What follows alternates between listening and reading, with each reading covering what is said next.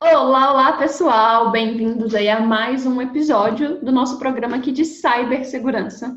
Hoje a gente vai falar um pouquinho sobre um programa de segurança, como começar, né? Quais os passos que você pode ter aí para fazer esse programa. Aqui do meu lado, né, sempre aí me acompanhando, o engenheiro Eliakim. Eliakim, dá um oi aí pro pessoal.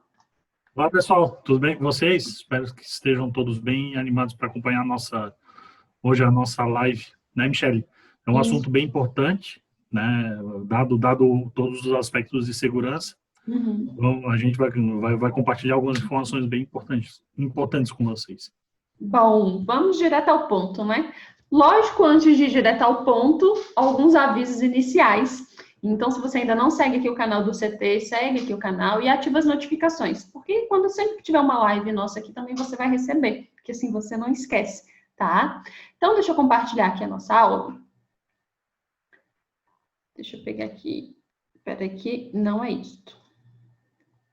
E, Aqui. Pronto. Bom, estamos lá. Diga ele aqui. bom, o programa de seguro, o que a nossa proposta hoje é falar sobre um programa, como criar um programa, né?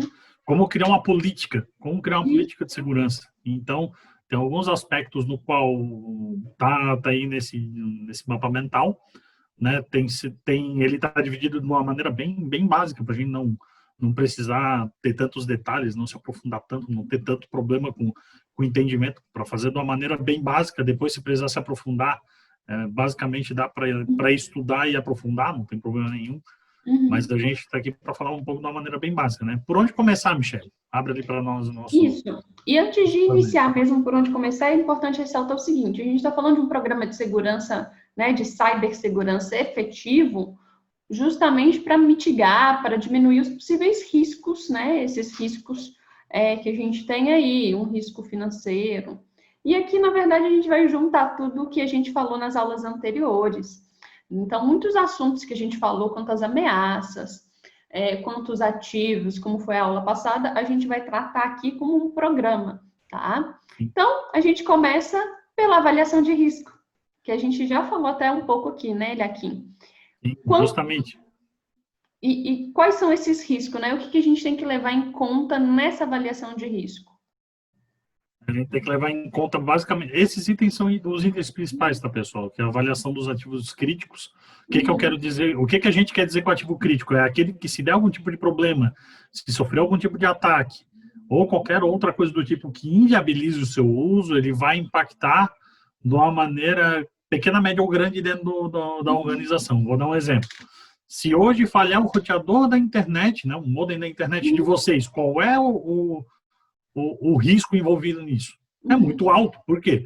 Porque hoje, basicamente, todas as empresas utilizam muito a internet para muitas coisas, até emissão de nota, coisas que são um pouco mais burocráticas, não é só necessariamente o fato dela ser uma empresa de tecnologia ou coisa assim, mas ela utiliza até para as coisas mais básicas do dia a dia, para a parte de banco, para tudo. Então, assim, lembrem-se do conceito de risco, é probabilidade vezes dano. Não se esqueçam nunca disso. Então, assim, a probabilidade de acontecer é pequena, mas o dano é alto, né? Se acontecer alguma coisa. Assim como avaliação dos impactos financeiros, o que a gente quer dizer com isso? Caso aconteça alguma coisa do ponto de vista financeiro, né, por exemplo, uma quebra de caixa, alguma coisa assim, ou até assim, a gente falando num ativo, vamos supor, queimou um ativo. Dependendo desse valor, o valor desse ativo ele é muito alto. Então, assim, a gente tem que ter uma provisão, né, para tentar mitigar determinados riscos desse tipo. Vou dar um exemplo. Tem servidores aí que tu compra, por exemplo, eu vou comprar um servidor X, vamos supor. Quando tu vai comprar um servidor, ele tem lá o tempo de disponibilidade dele, né? Tu compra e tem lá o tempo de disponibilidade, aí tu vai lá ver 99,99%. Aí tu vê assim, tá, 99,99%, sei lá, dentro de um mês ele para, sei lá, 5 minutos. Tô chutando, 5 minutos, 3 minutos, 2 minutos. Tô chutando, tá? Aí tu vai pensar, tá, esses 2 minutos, qual é o impacto financeiro que eu vou ter? É pequeno? Tudo bem. Então, tá dentro do que eu espero. Ah, não, mas eu não posso parar, eu tenho que parar frações de minutos, senão eu vou perder muito dinheiro. Vamos supor, uma operadora de cartão, né, que processa transações eletrônicas. Ele simplesmente não pode ficar fora do ar. Porque ficar fora do ar quer dizer perda de receita. Não é dinheiro que não está entrando, né? Então, acontece o seguinte, esse tipo de avaliação tem que ser feita de uma maneira bem criteriosa, principalmente levando em conta o negócio e levando em conta os custos envolvidos. Tá? Sim. Eu acho interessante, né, Kim, destacar quando essa avaliação de ativos críticos, a gente teve uma aula, né, na semana passada sobre gestão de ativos, e quando a gente traz para o nosso ambiente profissional, para empresas de segurança eletrônica, se a gente entra, por exemplo, em uma empresa de monitoramento, e aí, como você falou, essa empresa de monitoramento, por exemplo, recebe todas as informações, hoje a maioria por internet, né, pela parte de dados das centrais de alarme. O quão sério é se um simples modem, né, que chega, onde chega a internet dessa empresa, queima? E o quão simples é ter um modem, ter um roteador de backup? Não é um custo elevado. Na verdade, esse tipo de estrutura, né, Michele, é avaliado ter redundância de link, né? Sim. Porque assim, ó, o modem é uma coisa que está sob o controle da empresa de monitoramento, sim, mas o link não. Então, o que acontece? Se dá um problema no provedor, ele fica vendido. Exatamente. Então, normalmente, ele tem link redundante. Link redundante quer dizer que ele tem 2 modems, ou tem 2 ONUs. Então, é bem tranquilo, assim. Nesse aspecto, digamos assim, se a gente for considerar o risco do provedor, né, da conexão, a gente acaba eliminando esse outro risco do modem. O que tem muita empresa que faz também é assim, ó, ter 3, 4 de provedores diferentes, né? Aí tu vai olhar, são 3, 4 provedores regionais que compram um link da mesma grande. Quando eles vão cair ao mesmo tempo, não resolve. Ou seja, não vai proteger absolutamente nada. Então, assim, se a estrutura for muito grande, o pessoal compra em link de quem os provedores menores compram, entendeu? Não faz o menor sentido. Não estou desmerecendo o trabalho dos provedores aqui. Longe disso, o Brasil tem mais de, até onde eu lembro, tem mais de 3 mil provedores de internet. Né? O pessoal diz, tem 2 ou 3. Não, tem 2 ou 3 porque a gente conhece das operadoras. Né? Mas, assim, provedor de internet no Brasil tem mais de 3 mil. Então, assim, é muito provedor. Muito, muito, muito provedor que tem qualidades muito boas, tá? Só que quando a gente vai avaliar o risco, né, a gente tem que sempre avaliar desse aspecto. Os próprios provedores maiores também fazem isso. Tá? Os próprios provedores maiores fazem isso, não as operadoras, os provedores maiores, né? Então, o que eles têm? Eles têm link de várias operadoras e tem links com um SLA bem violento, né? Então, assim, o link no mês ele pode parar 8 minutos sem ser programado, por exemplo. Estou chutando. Por aí. Tem prazo, sei lá, de 2 horas para resolver o problema. E aí vai.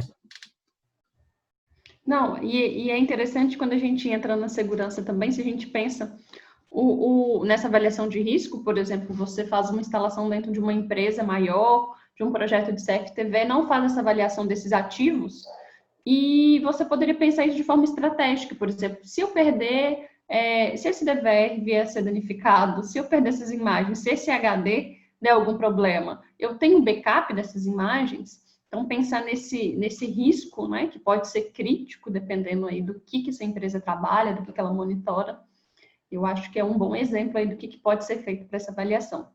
Com certeza. Sem dúvida, Michele, tem total razão. E aí a gente tem identificação, né, das ameaças mais recorrentes, né? Deixa eu até corrigir, de correntes ameaças, né, que acontecem mais, avaliar se já ocorreu, se elas vêm ocorrendo. Os próprios riscos... Pode falar? Não, fala, Michele. Os próprios riscos internos e externos, e a gente já citou vários tipos de riscos, né? A gente já teve uma aula disso aqui. E principalmente priorizar, né? Definição da priorização das respostas e qual vai ser a ação, né? Frente a uma identificação de um risco. Você identificou esse risco, né? Fez essa avaliação, o que você vai fazer, afinal, né? Você está dando vários exemplos do que fazer, né, Eliakim? Com certeza. Quem é muito bom nisso é a área de aviação, né? A área de aviação, toda vez que acontece um problema, toda vez que acontece um incidente, um acidente, eles têm que investigar e ser conclusivo naquela avaliação, dizer assim, olha, esse acidente ou esse incidente aconteceu por isso. Como é que a gente vai evitar? Né? Então, assim, se a gente conseguir identificar essas ameaças que já, problemas que já aconteceram para não se repetir, a gente vai tornar o sistema como um todo mais seguro. E trazendo isso um pouco para o nosso mundo, é assim, ó, a gente já sabe as técnicas no qual são mais utilizadas como uma ameaça, né, ao nosso sistema, então a gente tem que seguir, pelo menos as conhecidas, as que são amplamente conhecidas, a gente tem que se proteger. É isso mesmo. Bom, então a gente começa então por essa avaliação de risco, né? E aí a gente entende quais são esses componentes que a gente pode inserir dentro, né, dessa avaliação de risco, dentro desse programa de segurança. E aí a identificação, basicamente, a gente já falou, né? Que identificar, né? Fazer essa avaliação desses riscos anteriormente. Mas também tem essa parte de prevenção, né? Que talvez seja uma das mais importantes nele aqui, que é você justamente prevenir algo, né? Que pode vir a causar algum dano aí no seu sistema, na sua segurança. Nessa prevenção, você pode inserir um sistema de treinamento, que depois a gente vai falar melhor. Então, a gente tem também como prevenção, pode falar. Então, assim, ó, uma frase que eu sempre escuto muito e eu acho bem interessante e se aplica, principalmente nessas coisas que exigem um pouco de predição, né? Exige um pouco a gente imaginar. O ser humano, ele é muito bom em análise. O que eu quero dizer com isso? Aconteceu um fenômeno e entender esse fenômeno, né? Ou seja, como é que o bug ocorreu, né? O bug ocorreu porque passou por aqui tinha uma memória que estava estourada, não sei o quê, blá, blá, blá, identificou. Mas o homem é péssimo em poder de síntese. O que eu quero dizer com isso? Ele é muito ruim em tentar prever o que vai acontecer dada aquela ação. Então, assim, quando a gente fala ali de prevenção, quando a gente está falando em prever, né, a gente está falando justamente no nosso poder de síntese, né? E muitas vezes essa prevenção que a gente está mencionando ali, ela é feita com base em análise. Ela é feita com base no que a gente já sabe, né? Então, assim, é o que o nosso trabalho ali de prevenção e da própria reciclagem é justamente a gente imputar o que já aconteceu, né? Mostrar o que já aconteceu, mostrar o quanto é crítico para que esses problemas não aconteçam. Para quando for necessário fazer uma outra análise de um problema novo, a gente consiga ou diminuir, né, ou diminuir, digamos assim, a importância desses problemas, ou então até desconsiderá-los. E a gente ganha muito tempo para poder entender o que está acontecendo, né? A detecção Só para finalizar aqui a parte de prevenção, e eu acho que, resumindo o que você falou, é justamente criar medidas, né, preventivas. Fazer essa síntese, mas também criar uma medida em cima dessa síntese e dessa análise, né? Isso, perfeito, Michele. Sabe que está tudo em casa conosco, né, Michele? Fica tranquilo. Então, a detecção, a própria resposta, né, elas se dão como uma parte importante. Por quê?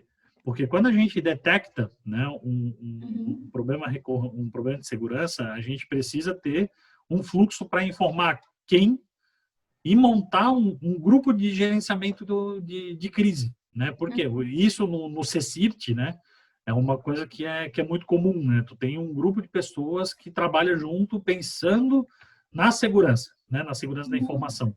Isso envolve também segurança física, envolve segurança dos ativos, envolve um monte de coisa. Vou dar um exemplo, tá? Em uma empresa que eu trabalhava, a política era a seguinte: o notebook, ele só viaja se, ele só sai da empresa se. Quando o teu deslocamento for feito, tu tem que te deslocar diretamente ou para tua casa ou para o aeroporto, sem parar em lugar nenhum. Por quê? Porque é um risco tu parar em algum lugar, por exemplo, parar no posto de gasolina. Tá? É um risco. Por quê? Porque alguém pode já te ver como um alvo. E a partir daí pode roubar aquele computador, pode tentar fazer acesso dos dados que são segredo industrial. Então, assim, tem coisas assim que beira até o preciosismo, mas não, porque a informação, probabilidade vezes dano.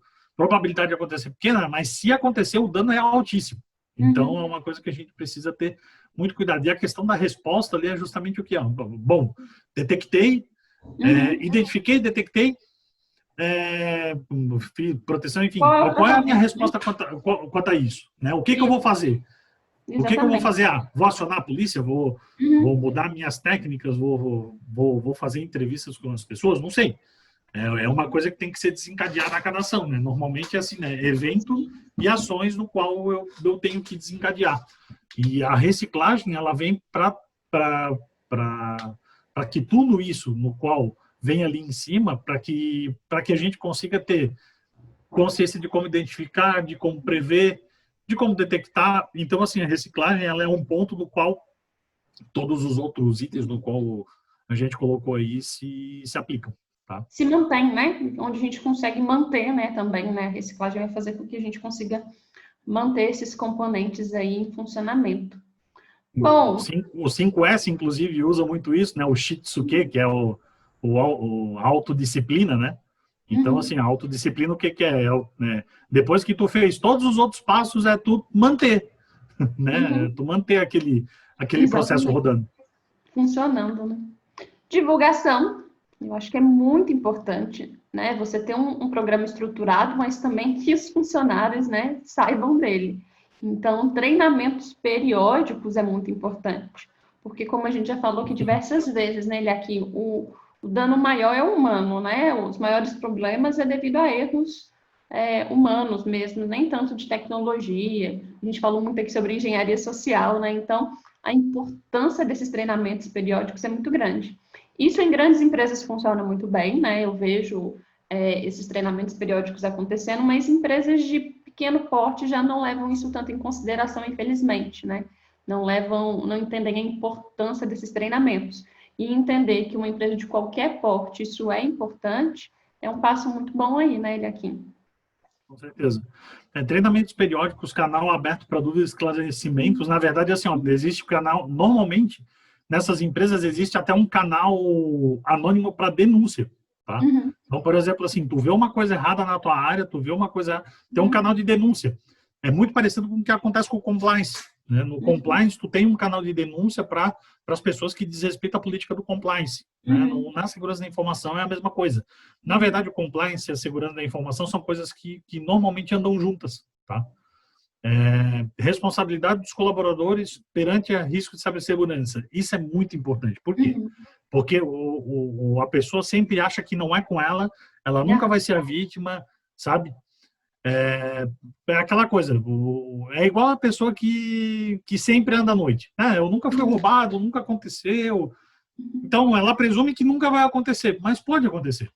Tá? O risco de acontecer é o mesmo uma pessoa que já aconteceu, entendeu? Então, é uma coisa que, na verdade, a empresa ela tem que ser a política tem que ser moldada a ponto de que isso vire uma coisa cultural, sabe? Inclusive, pode ser que até jurídica, né, Eliakim? Pode ser que tenha cláusulas no contrato também, que a pessoa se responsabilize. Na verdade tem, né? Tem que ter. Porque tu tem que estar resguardado. E outra coisa, o colaborador ele tem que estar ciente daquilo que é de responsabilidade dele. Para te ter uma ideia, numa dessas empresas que eu trabalhei, um contrato era só da parte de confidencialidade, tá? Tinha um contrato só para isso. Então, assim, tinha lá acordo de confidencialidade, você não vai falar nada, não sei o quê, blá. Assim, o cara ficava até com medo de assinar aquilo, porque era muita coisa. Praticamente, o seu fígado vai perecer se você contar alguma coisa, mais ou menos desse tipo. Tá? Eu imagino que seja mesmo. Bom, elementos de um programa de segurança, né? E aqui a gente vai para alguns elementos, né? Deixa eu tirar esse zoom aqui. Primeiro é quanto à governança, né? Mas aí vou citar todos aqui para a gente pegar um apanhado geral. Controle e conscientização dos usuários, controle da tecnologia, qual tecnologia que você está embarcando, o controle físico mesmo, se você está utilizando aí alguma tecnologia ou algum controle de acesso mesmo a usuários, né? O plano de resposta a esses incidentes, tudo são elementos dentro desse programa. Qual vai ser a investigação, como que vai ser esse processo, qual vai ser o diálogo, né, com as empresas parceiras, por exemplo, né, que pode ser uma parte externa, prevenção desses ataques. Então, todos esses elementos fazem, né, parte do programa de segurança. Eles estando bem alinhados, né, que depois a gente fala de cada um, a gente consegue ter aí um programa mais eficiente, né? Você acha? Com certeza. Com certeza. Assim, até a prevenção ali dos ataques internos, a gente podia dizer prevenção dos ataques, né? Porque os ataques eles vêm dos dois lados, né? Ele pode vir internamente ou pode vir externamente, né? Inclusive, estatisticamente falando, 80% dos ataques que acontecem hoje em redes de empresas e etc. têm origem interna, não tem origem externa. Então, assim, isso é muito, muito crítico. Então, assim, às vezes o administrador de rede, o cara da política de segurança da informação está preocupado com o externo e o problema está dentro da casa dele. Exatamente.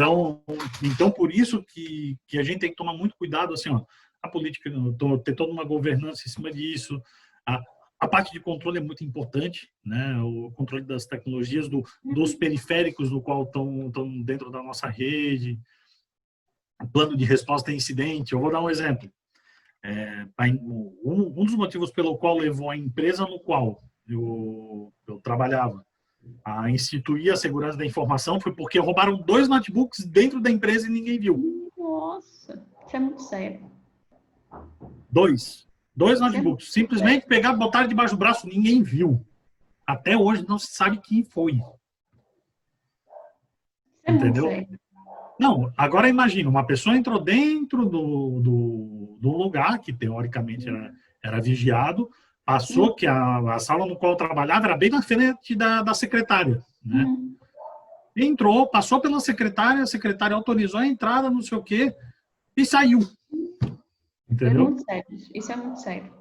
Não, então, o que aconteceu? A partir daí, a empresa tomou consciência. A primeira consideração que ela fez foi, isso foi espionagem industrial. Alguém veio aqui para tentar capturar informações da empresa. Dali para frente, o negócio ficou muito pesado. Vou dar um exemplo. O nível de detalhe chegou a tanto que, por exemplo, assim, todas as mesas tinham um gaveteiro, né? E todo gaveteiro tinha chave. E a chave era tua, entendeu? Então, assim, a chave era tua, tinha que ficar contigo, e as tuas coisas sempre estavam lá trancadas. Eles vinham conferir se tu tinha trancado ou não no início. Outra coisa, tu saía da frente do computador, tinha que bloquear a tela, dar o Ctrl L ali do Windows. Né? Outra coisa, a gente tinha só notebook na empresa, né? Era política. Pouquíssimas pessoas tinham desktop, mas muito mais porque queriam. O que acontecia? Eles davam aquela corrente com cadeado, sabe? Eles davam com a chave era nossa e só a gente podia abrir. Então, assim, era cheio dos detalhes. Dava, assim, dava problema se visse algum notebook com o negócio destrancado, assim.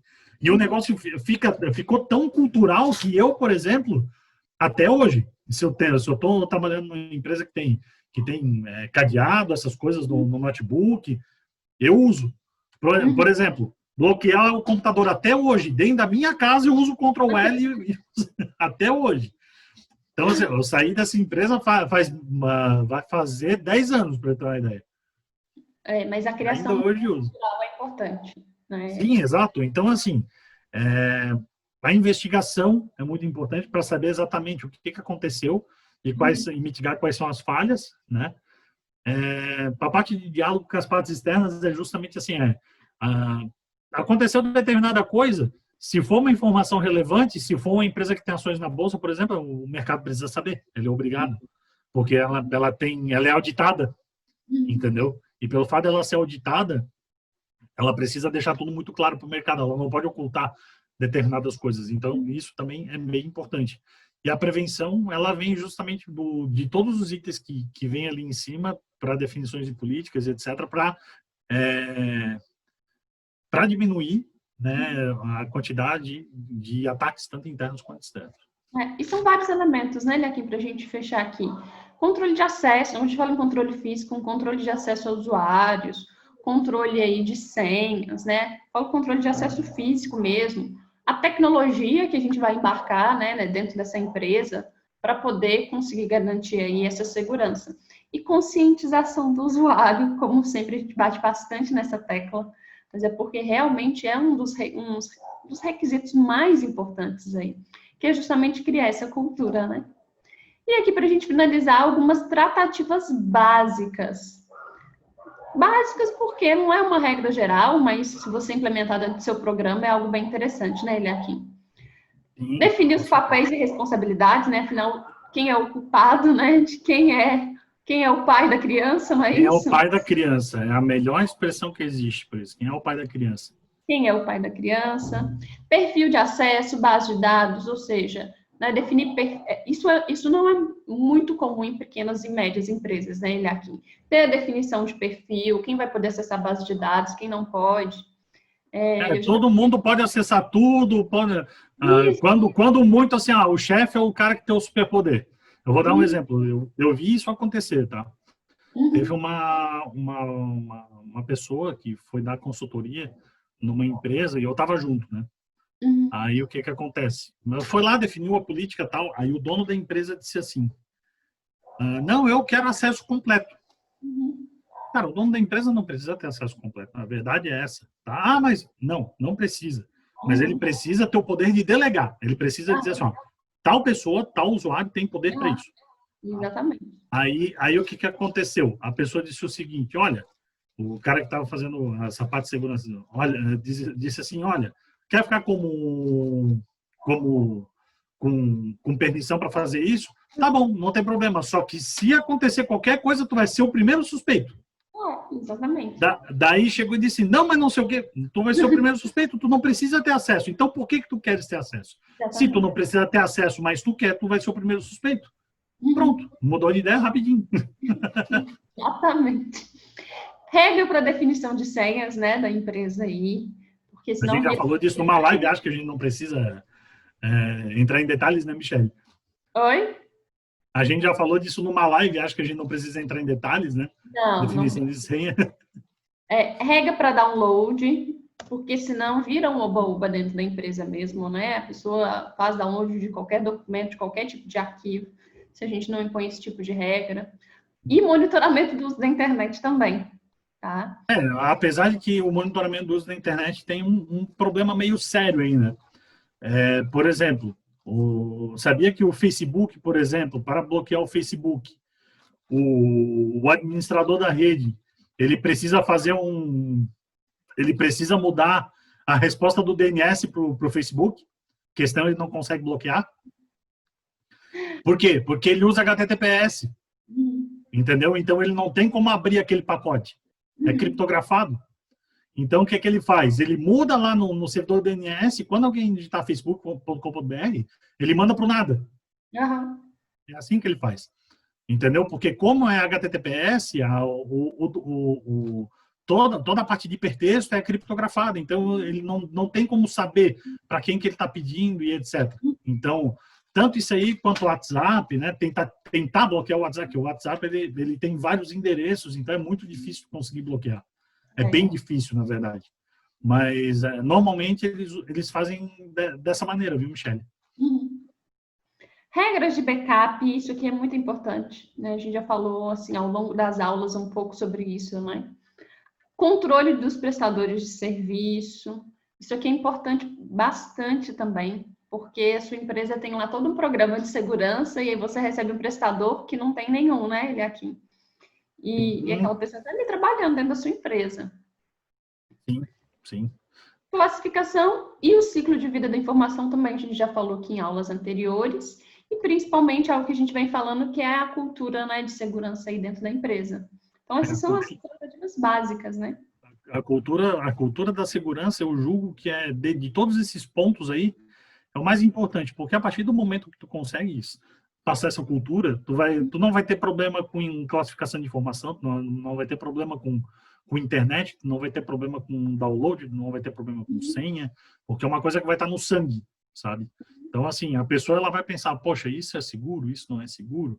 Claro, a gente sabe que, por exemplo, em empresas, dependendo do tipo de mão de obra, a gente pode ter um problema maior, né, de implementar isso pela não percepção da gravidade que isso é, entendeu? Mas assim, uma coisa que tem que ser tentada é a exaustão. Chega um momento que existe um ponto de virada. Uhum. Exatamente. Bom, basicamente, tá? Esses são alguns parâmetros, né, de um programa de segurança mais efetivo que você consegue, através desses pontos aqui, criar, né, essa cultura e esse programa dentro da empresa, né, de um porte aí, lógico, dependendo do porte da empresa, cada ponto desse, né, cada estrutura dessa vai estar mais avançada, né, vai estar mais detalhada, né, ele aqui. Mas basicamente é isso, tá, pessoal, que a gente queria trazer hoje. Dúvidas, vocês podem deixar aqui nos comentários, tá? Ele aqui quer dar um recado final aí pro pessoal. Gostaria de agradecer a todos pelo que acompanham nossas lives. Deixem suas dúvidas, são sempre bem-vindas, tá, gente? Na aula que vem, né, Michele, nós vamos apresentar aqui uma ferramenta bem interessante para elucidar um pouco melhor, para mostrar um pouco mais de uma maneira prática algumas técnicas de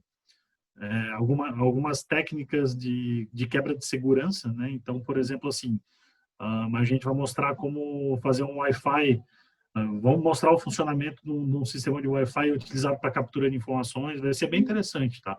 A gente vai usar uma plataforma já semi-pronta, digamos assim, mas vai dar para mostrar o princípio da coisa, que é exatamente o que é mais importante, o princípio de funcionamento da coisa. E mostrando isso, vocês vão conseguir entender todos os outros, todas as técnicas, independentemente dos detalhes técnicos que elas têm.